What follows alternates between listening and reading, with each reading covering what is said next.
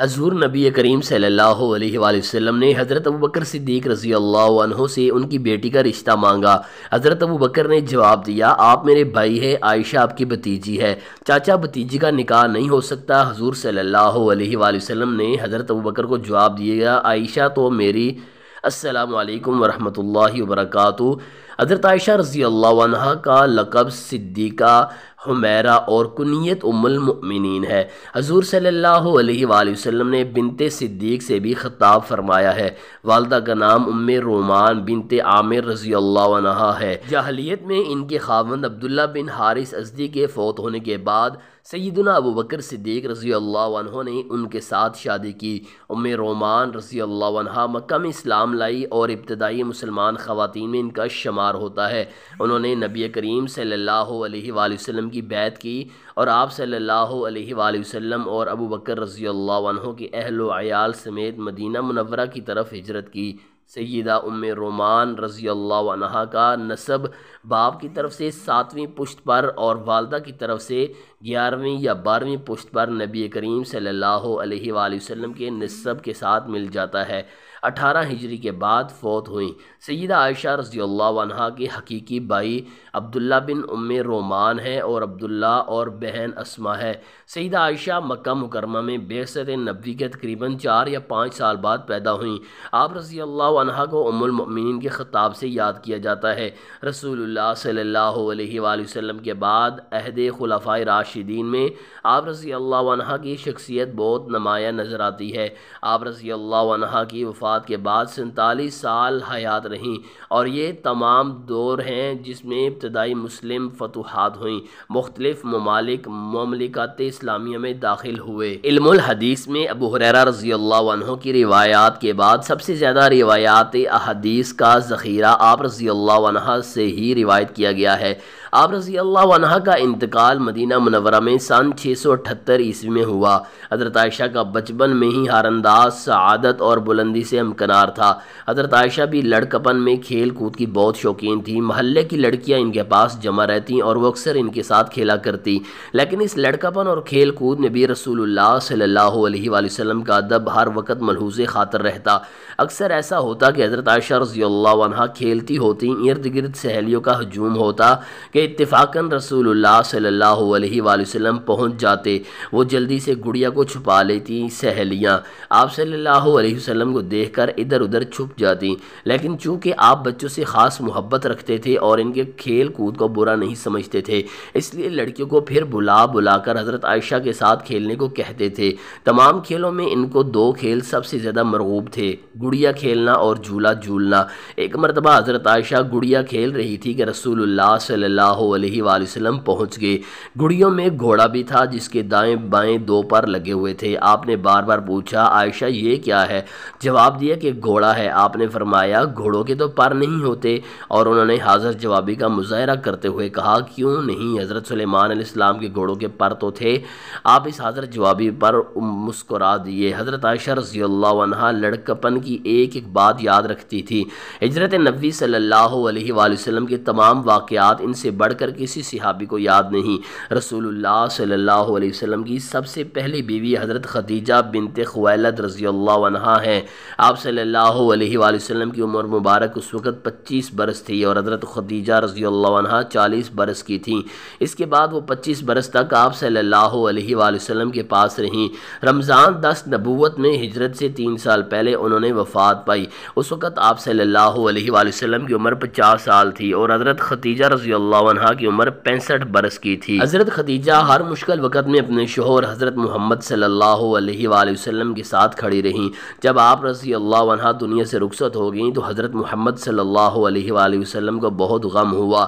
اس تنہائی کے غم سے زندگی بھی دشوار ہو گئی۔ صحابہ کرام رضوان اللہ علیہم اجمعین کو اس کی بڑی فکر ہوئی۔ حضرت عثمان رضی اللہ عنہ بن مظعون ایک مشہور صحابی ہیں۔ ان کی بیوی خولہ بنت حکیم رضی اللہ عنہ آپ صلی اللہ علیہ وآلہ وسلم کے پاس آئیں اور عرض کی، یا رسول اللہ صلی اللہ علیہ وآلہ وسلم دوسرا نکاح کر لیں۔ آپ صلی اللہ علیہ وآلہ وسلم نے فرمایا، کس سے؟ خولہ نے کہا، آپ صلی اللہ علیہ وآلہ وسلم بیوہ اور کنواری دونوں طرح کی لڑکیاں موجود موجود ہیں، جس کو آپ صلی اللہ علیہ وآلہ وسلم پسند فرمائیں اس کے متعلق گفتگو کی جائے۔ فرمایا وہ کون ہے؟ خولا نے کہا بیوہ تو سودا بنت زمعہ ہے اور کنواری ابو بکر کی لڑکی عائشہ۔ ارشاد ہوا بہتر ہے تم ان کی نسبت کرو۔ حضرت خولا رسول اللہ صلی اللہ علیہ وآلہ وسلم کی مرضی پا کر حضرت ابو بکر کے گھر آئیں اور ان سے تذکرہ کیا۔ جاہلیت کا دستور تھا کہ جس طرح سگے بھائیوں کی اولاد سے نکاح جائز نہیں، عرب اپنے منہ بولے بھائیوں کی اولاد سے بھی شادی نہیں کرتے تھے۔ اس بنا پر حضرت ابو بکر نے کہا خولا عائشہ تو ان حضرت کی بھتیجی ہیں، آپ صلی اللہ علیہ وسلم سے اس کا نکاح کیوں کر ہو سکتا ہے؟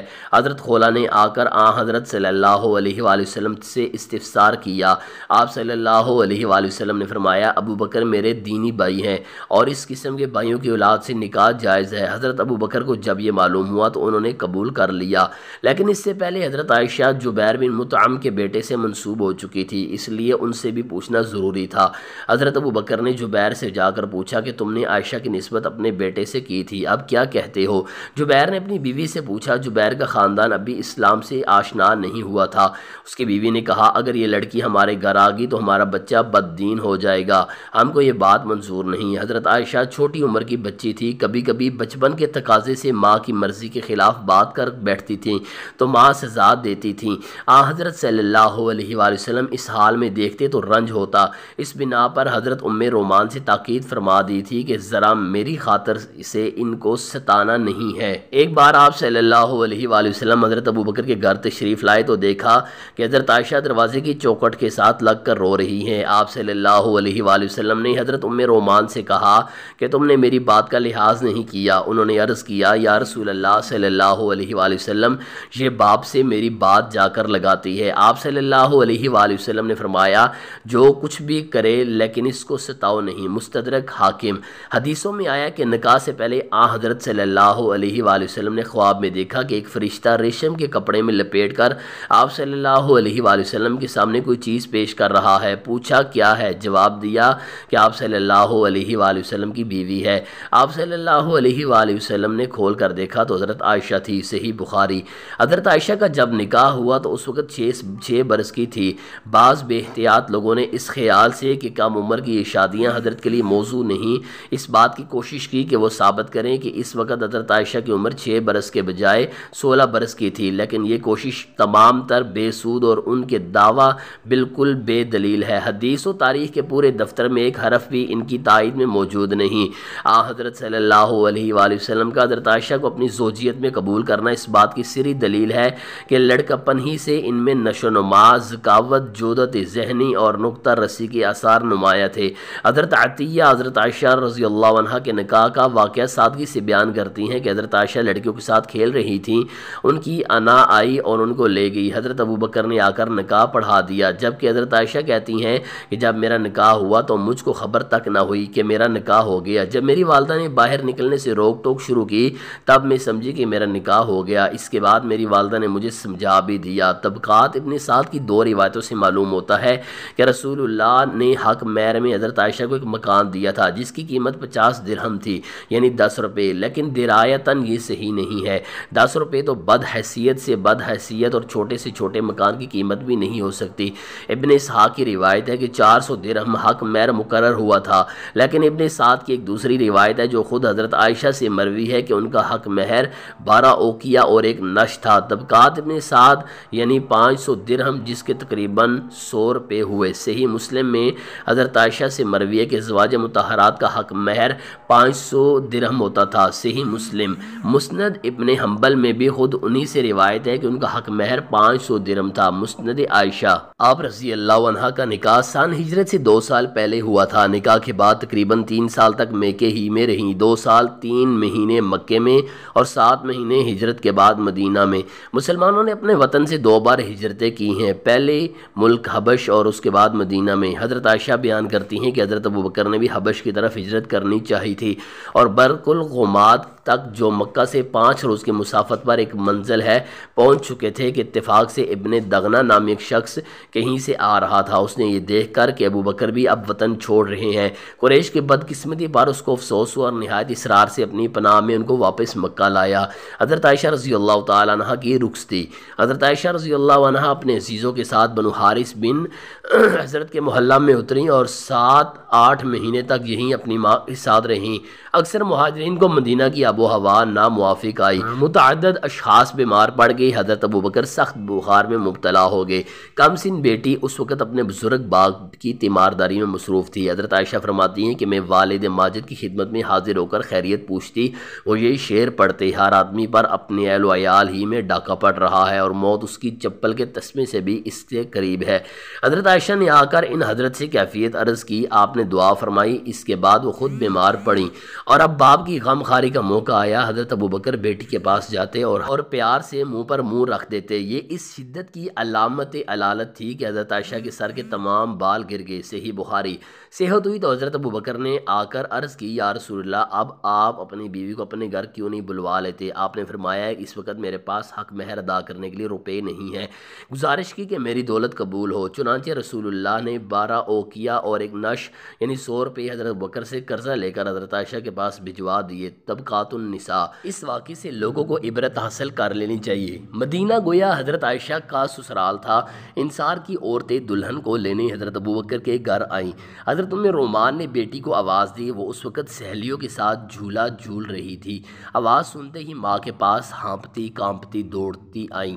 ماں بیٹی کا ہاتھ پکڑے دروازے تک لائی، وہاں منہ دھلا کر بال سنوار دیے، پھر ان کو اس کمرے میں لے گئیں جہاں ساری عورتیں دلہن کے انتظار میں بیٹھی تھیں۔